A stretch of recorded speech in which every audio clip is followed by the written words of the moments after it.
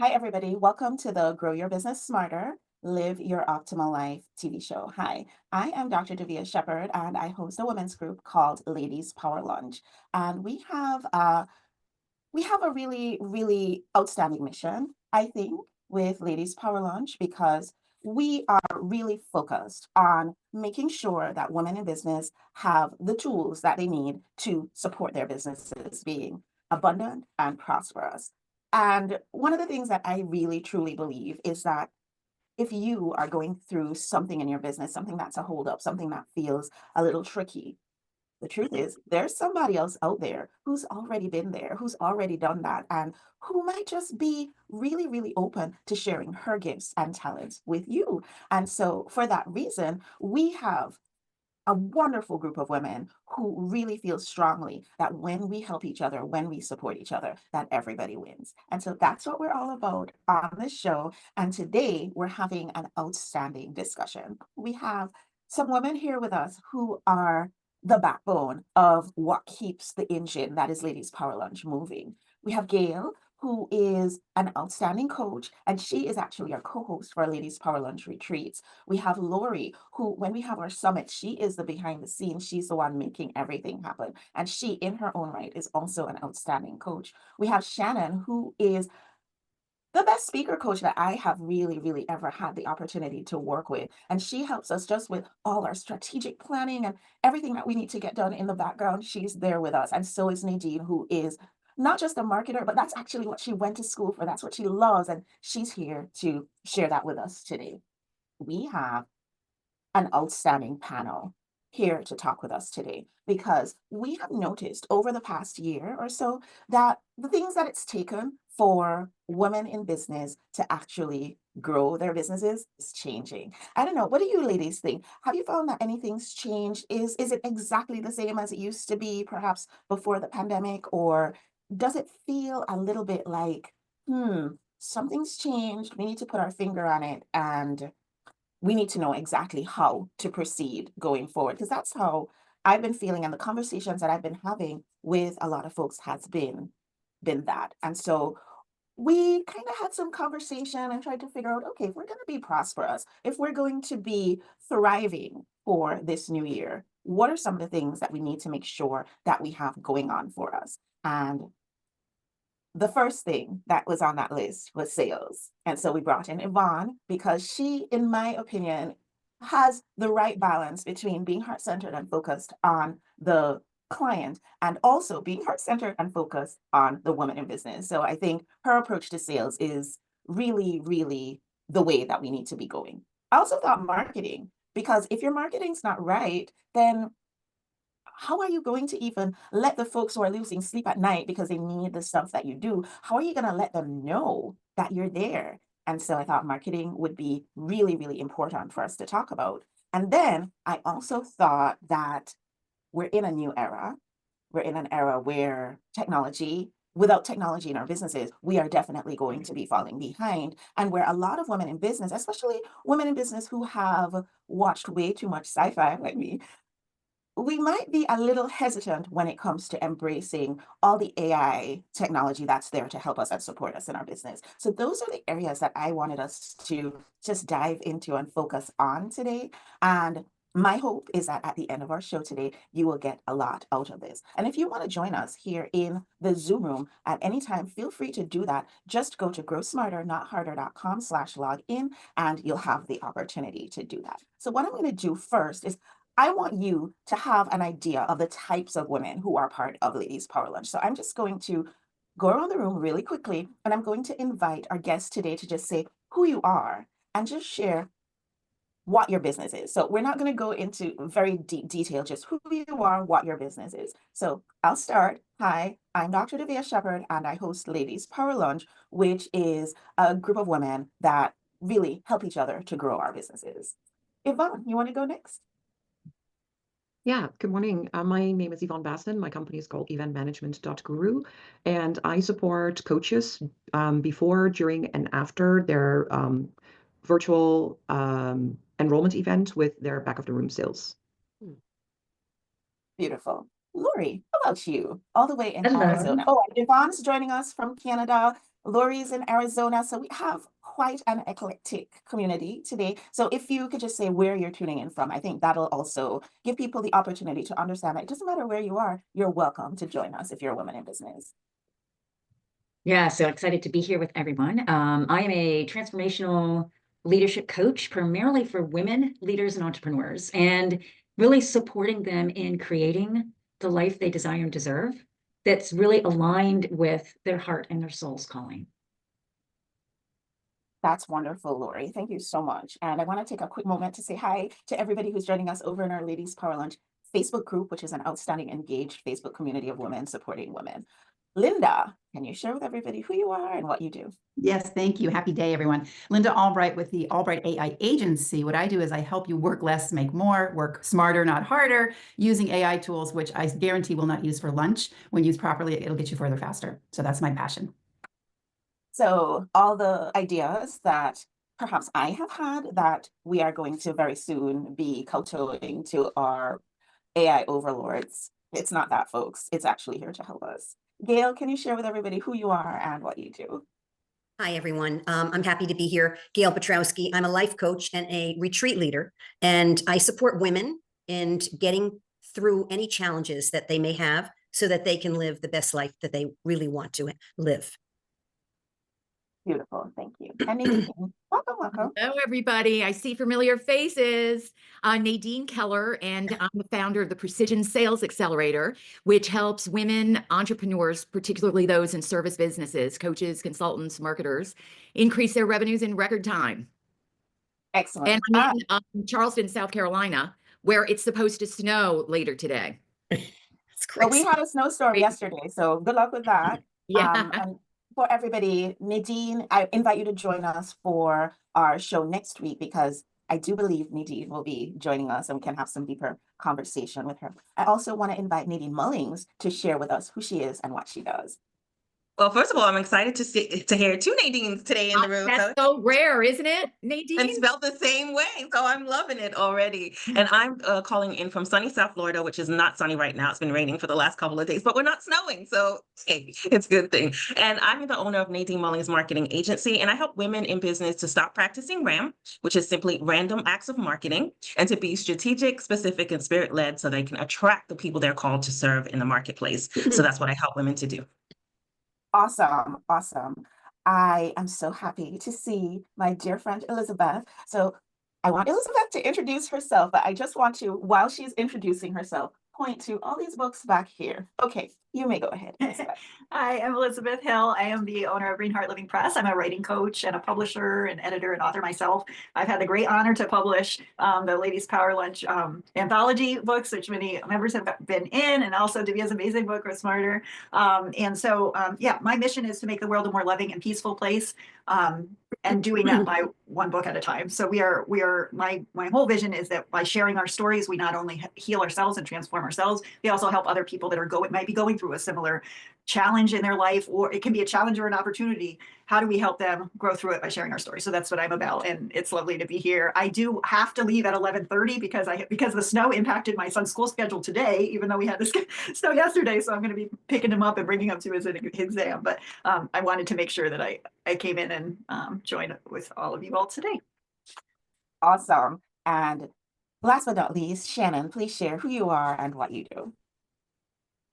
Hi, everybody. It's a pleasure to be here with all of you today. My name is Shannon Daniels, and I'm a public speaking and authenticity coach. Really what that means is I work with professionals and entrepreneurs to help them dig deep, find that authentic voice that's living inside of them, pull it out, help them refine their messaging and their story so that they can then deliver it with confidence, whether it's on a stage, on a live stream, or in a conference room. Beautiful.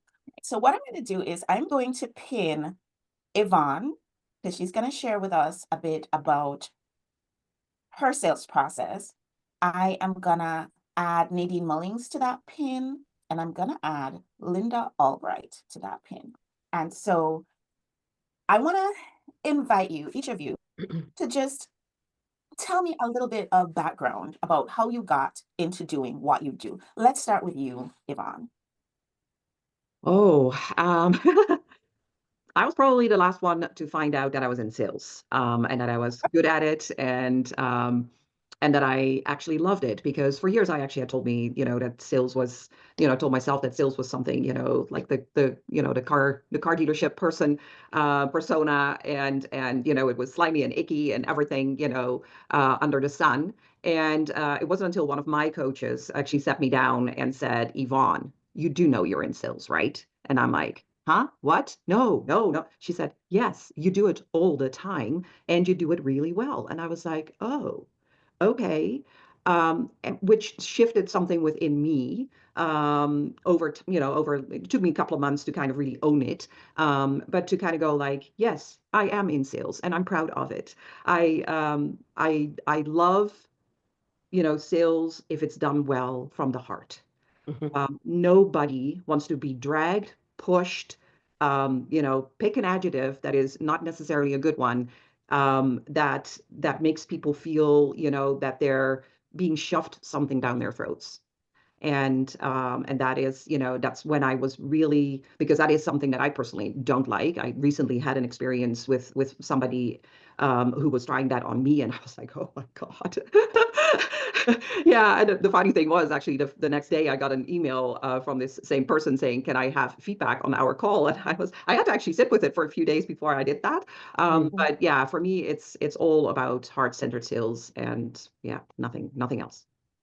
I love that you said that, Yvonne, because I think one of the reasons that so many of us are so hesitant when it comes to sales is we've had that experience where somebody was trying to sell us something and they were being inauthentic and it just didn't feel right. And we don't want to ever be that person to somebody else. And so we tend to shy away. So I totally get that. Thank you for sharing that. Nadine Mullings, I'm going to call you Nadine M for marketing. M for marketing. How about that? Will you share how you got here? How did marketing pull you in and cause you to be able to be referred to as the marketing guru?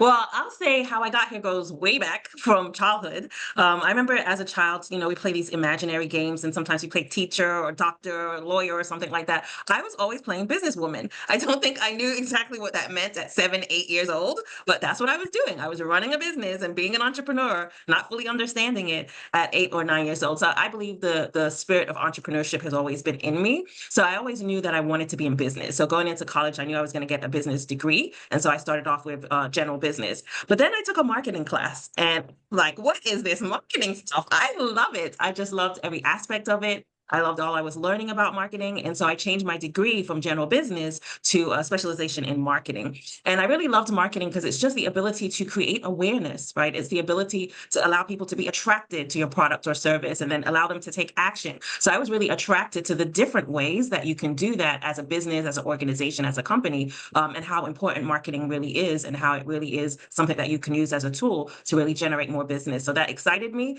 So I ended up getting my degree in marketing. And I guess I'm one of the weird people in the world that's actually doing the thing they got their degree in. A lot of times we go to college, we get a degree in something, and then we're doing something else in the real world. But I truly do love marketing. And I've worked in corporate America for several years, doing marketing and promoting for a financial institution. And then I took a leap of faith in 2012 officially. So it's been over 12 plus years owning my own marketing agency. So that's kind of the journey to where I'm at now and kind of how it all began.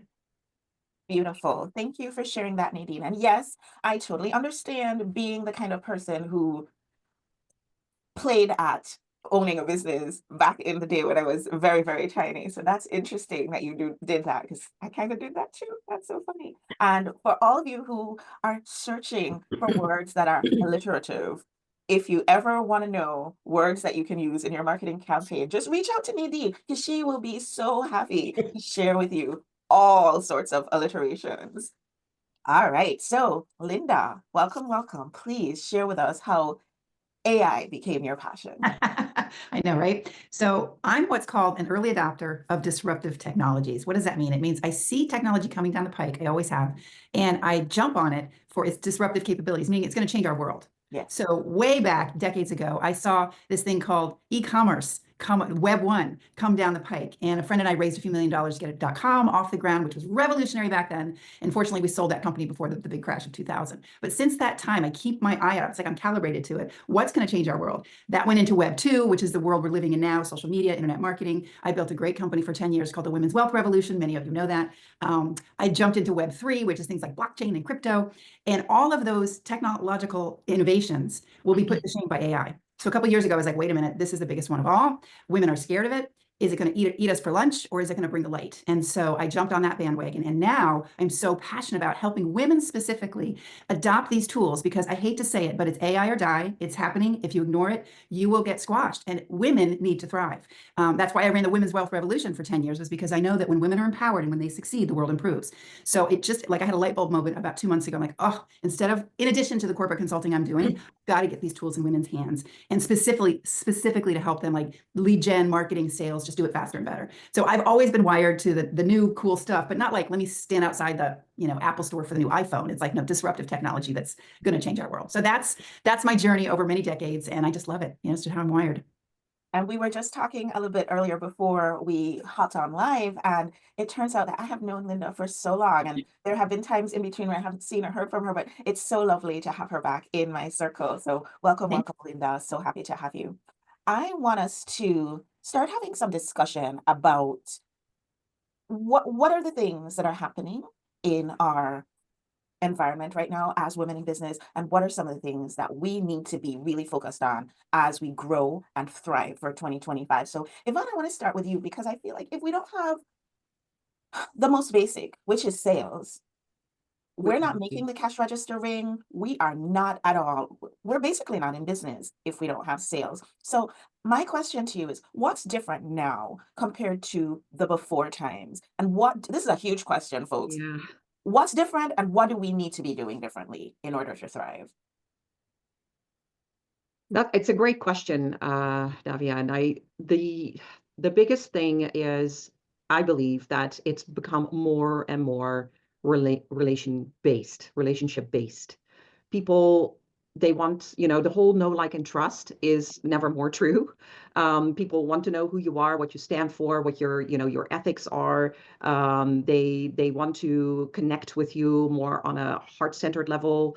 And they don't just, want to leap in anymore. People have been burned too many times as well. That is something that I'm encountering more and more over the last couple of years, I want to say, where people feel like they've signed up with, for a coaching program, and they didn't get the deliverables. At least that's their perception. I know, for sure, as a fact, that there's always two sides. I always, my first question is, how did you show up? Did you show up? I know people that have bought $10,000, $15,000 programs and never did anything with it. It was just sitting on the shelf. They never came to any of the calls. They never did their homework, etc. So it takes, two to tango, right? But when it comes to sales and have an audience that is perceptive to your offer, you need to build that relationship with them.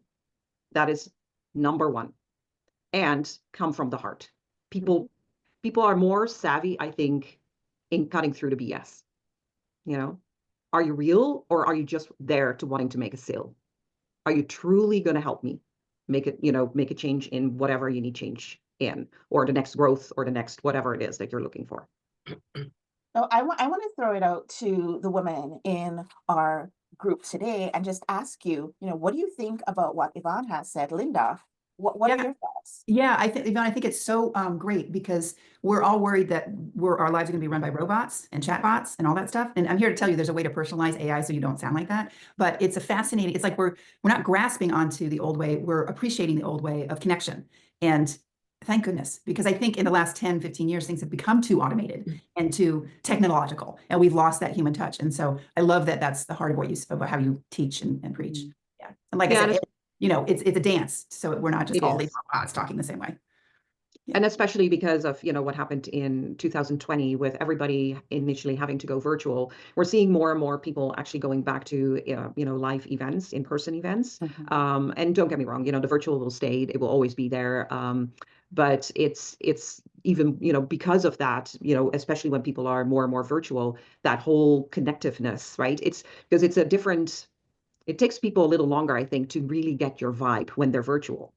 It's when I'm physically in a room with somebody, and I'm a hugger. So when I hug them and and I connect with them, I get a vibe of them much quicker on who they are and what they, how I feel about them, than when I'm looking through a camera into a screen, right? That's part of it as well. I love that. And I, again, want to say hi to the folks who are joining us live with Win Win Women and the women who are joining us live in Ladies Power Lunch. And just want to let you know, if you have any questions for any of our panel members, please do feel free to drop them here in the chat.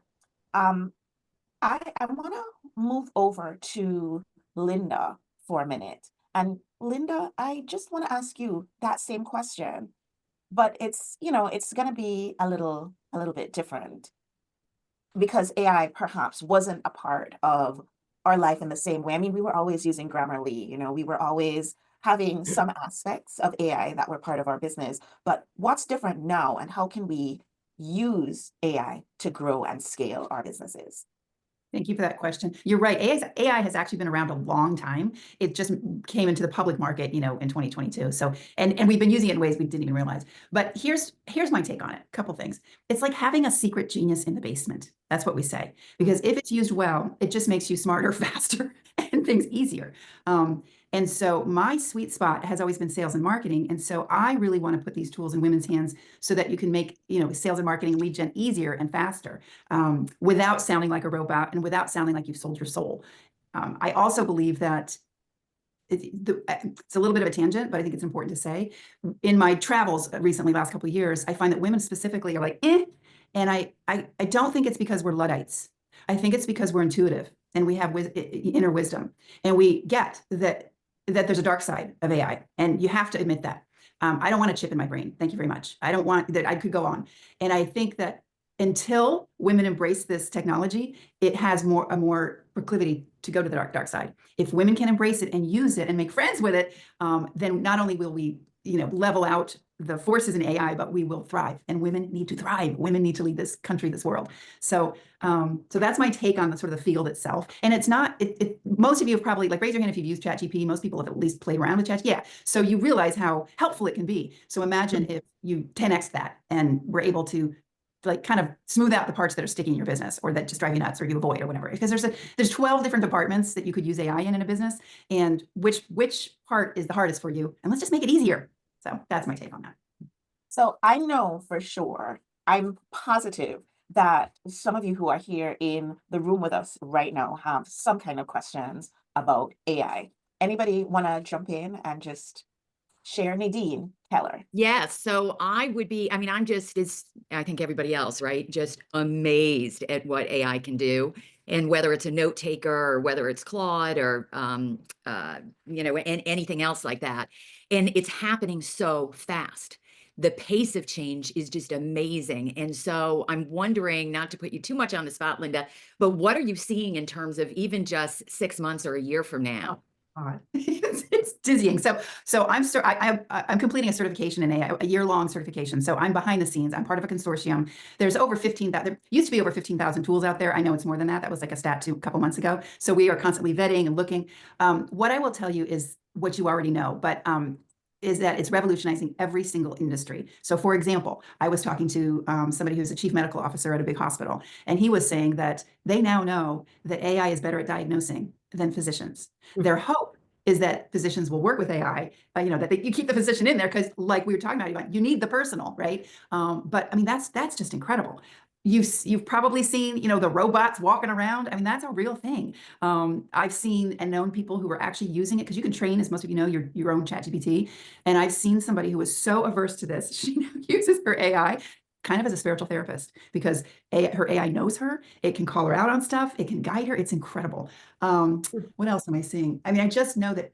So here's some things people are concerned about. It's going to take our jobs. It will replace some jobs for sure, but new jobs will open up, and you can never replace. Right now, AI is a probability machine. It takes what we've fed it and trained it on and spits out what it thinks will help us, and it blows us away. But it's not sentient yet. And I think that's many, many years away. So yes, it may take away some jobs, but like Yvonne said, you're never going to replace the human connection part. I mean, so, and yeah, so they say that AI may not won't replace your job, a lot of jobs, but people with AI will replace you and your job. So those are just some smatterings. I'm part of a news group, and it's almost like, okay, I gotta, like, if I drank, have a cocktail while I watch, like, the scroll of what these developments are. Yeah. Wow, that's amazing. So folks, you heard it here first, unless you already heard it, in which case, great for you. But it's not that AI is going to take your job, but folks with AI will. And you're absolutely right. I mean, if you can feed into your AI the database of all possible illnesses that folks can have, then the computing power is going to be able to be a better diagnostician than a human. However, you always also want to use the clinical picture when it comes to patients. And so you're still going to need that person who's able to interpret those results in relationship to the actual patient. And that's just using, medicine as an example, and be able to make the right choice for the patient. So folks with AI, the doctors who are open to AI, they're going to be at the front of the line when it comes to helping patients in a better way. I love Well, and I that. will say, like, from a business standpoint, the stats are that, about 50% of businesses are seriously looking at it. Like, they know they're on the edge. And so what I say to women entrepreneurs is, if you're not looking at AI and actually using it to its full capacity, your competitor is.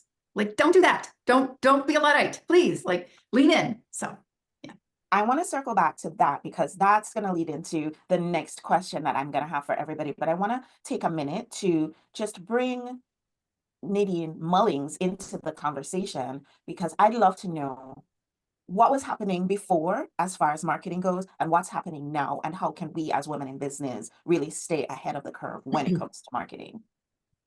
Absolutely. So I think one of the biggest things that has changed is awareness and attention span and frequency, right? So I'm going to break them all down. So I'll start with attention span. I think that we live in a society now where the attention span has gotten smaller and smaller and smaller, right?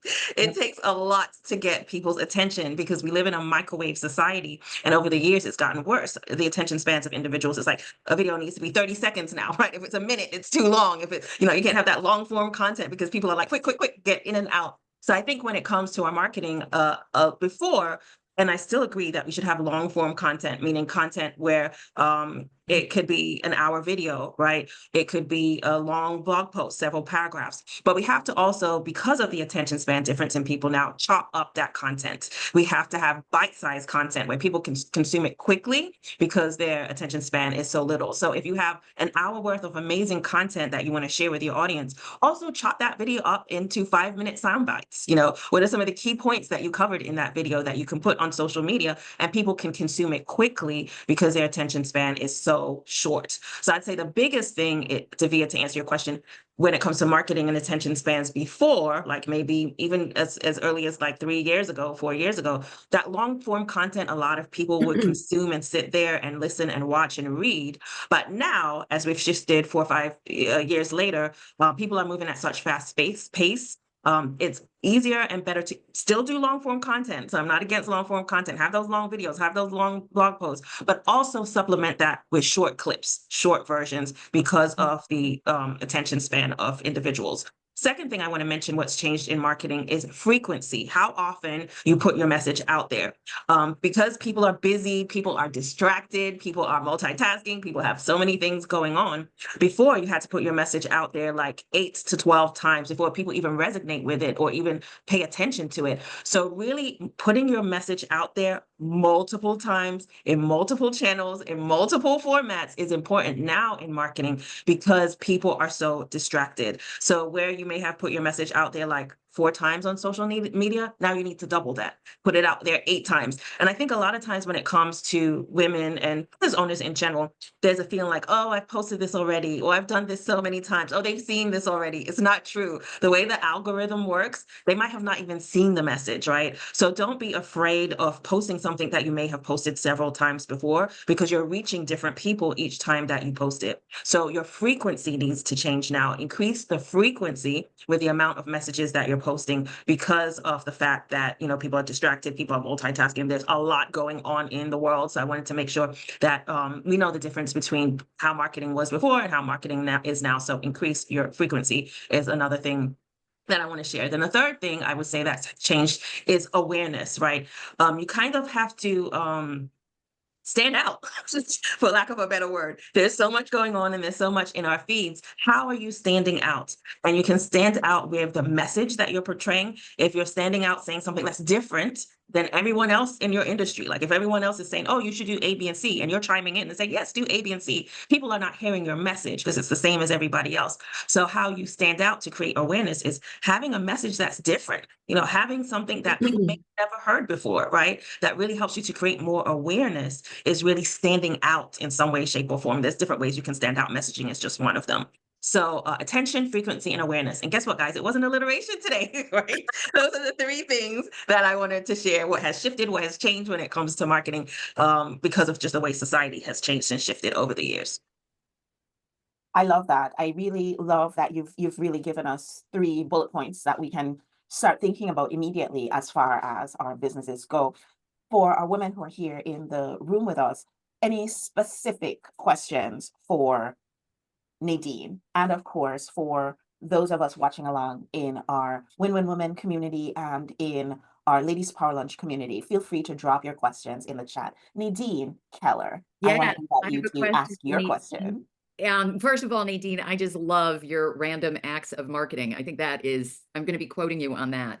But I'm curious, with all the drama around TikTok, thoughts that you have in terms of not creating a dependency on a platform that for whatever reason you could lose your audience. Absolutely. And I love that you mentioned that, Nadine, because that is a fact, right? You can lose your audience on any platform, not just if the platform entirely disappears, like TikTok did for however many hours it did. But you could be banned from the platform because you did something. I've heard so many people say, oh, I posted something, all of a sudden Facebook banned me and I can't post anything anymore, right? So you don't have access to this platform. That is why it's key to build your own assets off of platforms, right? So what do I mean by that? Number one asset you can have as a business owner that is off of social media, and actually is one of the better ways sales-wise. Maybe Yvonne can share on this statistics show when you sell through this particular channel, you actually sell at a greater rate than on social media, but that is email. Right. So email is not dead. It has not gone anywhere. We always say that something is dead. So if you've heard email marketing is dead, it's not accurate. It's actually one of the best assets you can build for your business is an email list. And with an email list, what's great about it is it's permission marketing. Someone has raised their hand and said, I would like to be on your list. I would like to hear more about your products and services and all the great, amazing things that you're doing in the world. And permission-based marketing is one of the best ways to sell, right? When someone has given permission to be on your list and for you to reach out to them and be in contact with them, they're open to what you have to say. They're open to what you have to sell. So email marketing is a great way outside of platforms and social media to really reach your audience and have more control of connecting with individuals. A second thing I recommend people to do, this is in my best marketing system, is an acronym. So email is the E. T is text message marketing. So text message marketing is also off of social media and off of platforms. And it's also permission-based marketing because they raise their hand by giving their phone number, right? When they fill out the form and they put their email address, I always recommend putting their a part of a form, whether it's online or offline, for their phone number and asking for permission to contact them via text messaging. So we've all seen this in play. A lot of times, like when you have a doctor's appointment or a lot of different appointments, they will text you to confirm you're going to be there, right? So text is becoming more and more popular as an avenue to reach people. What's powerful about text message marketing is how many of us probably have our cell phones right next to us, right? How many of us probably have our cell phone right next to us, right? The response rate on text messaging is so much higher than a lot of platforms. It's like a 90 to 95% response rate because people are connected to their telephones, right? So I would say another avenue that you can build is permission-based text message marketing through getting people's telephone numbers. That is off of social media, off of the control of somebody else, getting rid of your community, getting rid of your audience on a whim, or the whole platform disappearing. So that was a great question, Nadine, and that's how I would recommend building as you move forward to make sure that you avoid lose. I've heard people lose hundreds of thousands of followers because they've lost access to a platform in some way, shape, or form. So make sure you're building your own assets. And 2 key ways, just 2, there's 4 I usually talk about, is email marketing and text message marketing. Thank you. I love that. Thank you so much for sharing that. So I'm going to bring Yvonne and also Linda back into the spotlight here. And I want to, there you are, Linda. I want to have us just wrap up, folks, with answering this question. If you could, and each of you can give your shares if anybody has questions you can raise your hand. But if you had to give us just one piece of advice that we could take and run with today, implement it in our business, and see at least the beginnings of starting to be abundant and thriving and being prosperous for 2025 as we look at our sales, our marketing, and our use of artificial intelligence, what would you share with us? You want to go, Yvonne, first? Sure. I think this goes back to how you started the conversation when you first brought me up earlier on in the call, is that if you don't have sales conversations, you don't have a business. And so it's finding different ways to be in front of people.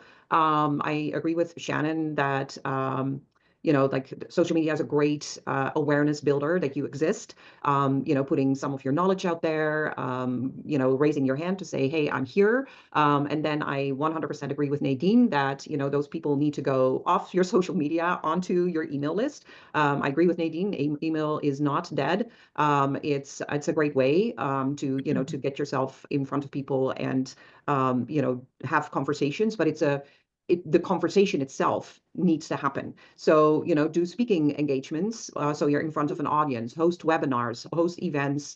And not all of these are applicable to everybody because, hosting an event, you need a solid list. You need, there's certain things you need in order to, have success with it. Otherwise, you'll become one of those people that said, but Yvonne, I posted on social media 3 times that I was hosting a webinar next week and nobody came. That's not a great strategy, but speaking is still one of the top, ways to, because it's one to many, right? Where you are in front of an audience and where you can, get people to come into conversation with you. But that is, it's key. If you don't have these conversations to investigate whether this person is a good fit or not, because not everybody is your client, which is another thing. Some people walking around in the world going like, well, I can work with anybody and everyone. No, you cannot. And you should not. It's one of those things that, there is, for what you do, there is a specific person out there that this would be great for. And then there's other people that, maybe should go to somebody else, or they're not ready for that specific piece in their journey yet.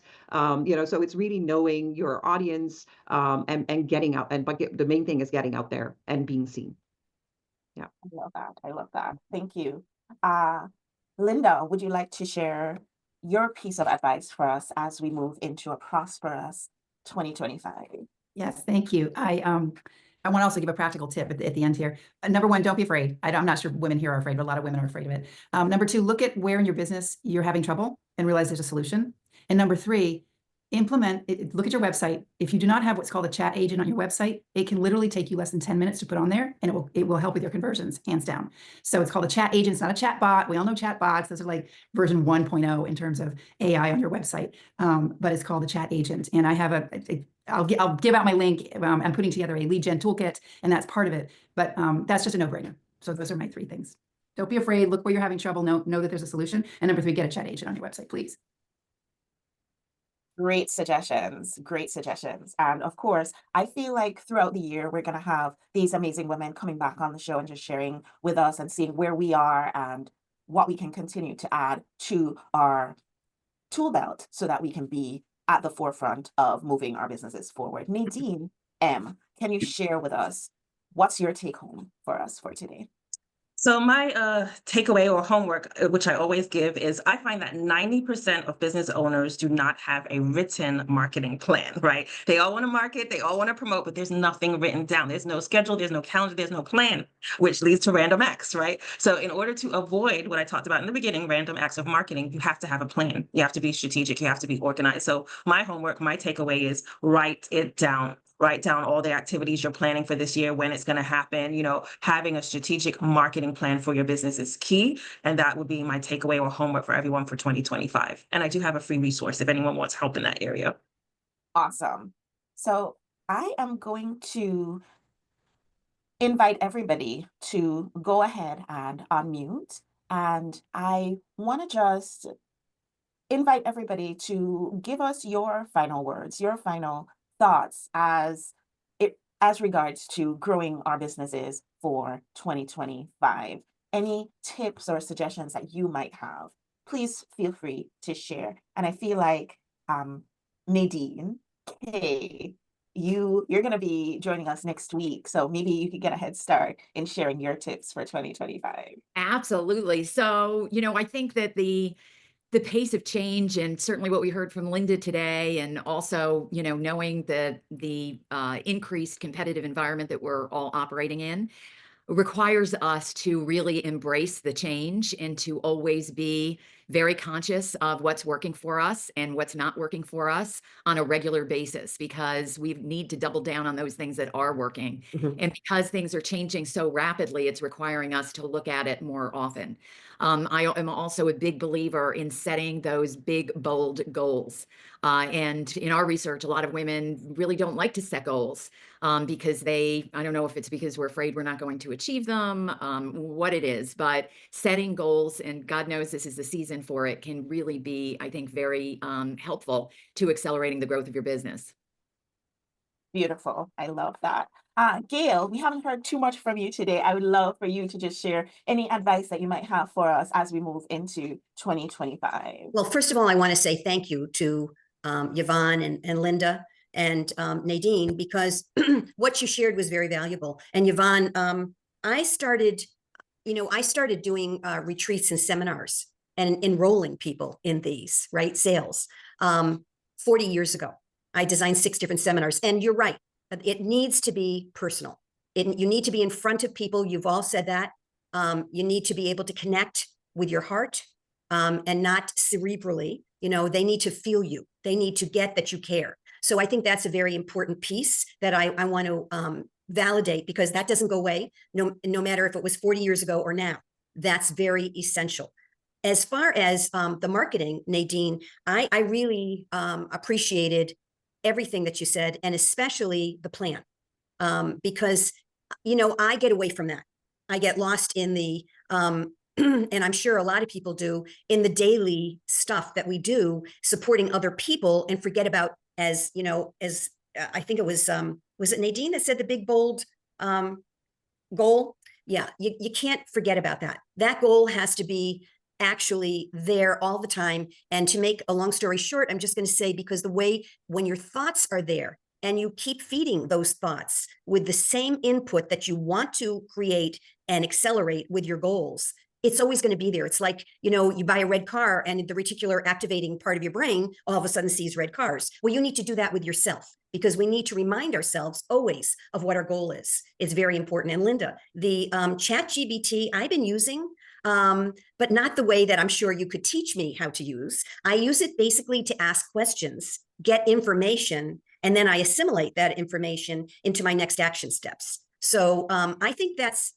brilliant, but I don't know how to use it for marketing, and I'd like to know how. And I just want to say to everyone, this information is gold, absolutely gold. And the 3 women that were chosen today really gave tremendous input. Thank you. Thank you. Thank you. Gail, I want to ask Lori to just chime in. Give us your biggest takeaways, anything that you think that we should be tuned into as we move into the new year. Sure. First of all, again, like Gail mentioned, thank you, everyone. I was taking notes for myself to see what I need to do and to incorporate into my own business. And I think for me, regardless of what our products and services are, it's being curious. It's staying true to ourselves and our purpose and our passions, and then being curious about others. So it's our interactions, our staying visible, our connections, our collaborations. And was recently on a call with a group that I'm supporting, and it's all really focusing on coaching in healthcare. And it was teaching new coaches who are physicians and other healthcare leaders, and about sales. And it was fascinating because, in their mind, they had a particular way of thinking about sales. And what we were really talking about is having those genuine conversations, with potential clients, but just being curious about them. Like, what are they working on? What are their interests? What are their challenges? And then maybe we are the best solution. Maybe we aren't. Maybe there's someone else who is. But staying curious and staying connected and not feeling anxious about that. So it was a great conversation. And I think everything that everyone talked about today just really, supports that. Beautiful. Thank you, Lori. I have a comment here in the chat from Shannon, who is our speaker trainer of the group. And she says, my tip is don't just set goals, set actionable intentions. The action steps you'll take to accomplish those goals. Make them small, measurable, and attainable, and then celebrate your wins. And I love that celebrate your wins piece, because how many times, raise your hands, drop a yes in the chat. How many times have you achieved something and then just been right on to the very next thing? I know I am very, very, very, I do that like all the time. So I really, really appreciate that. At the end of every show, we pull a card, and would you believe we're right on time for today? So I'm just going to share with you this card that is from the Divine Abundance deck by Tosha Silver. And it's so simple and so beautiful. It says, divine love. When you offer everything to the divine with detachment, you begin a love affair with spirit. I think that's a beautiful way for us to end our show today. I want to say thank you so much to everybody who popped in today and everybody who joined us in all the different areas where they've joined us. If you're catching this on the replay, thank you so much for tuning in, and I'll see you all on the next show. Bye, everyone.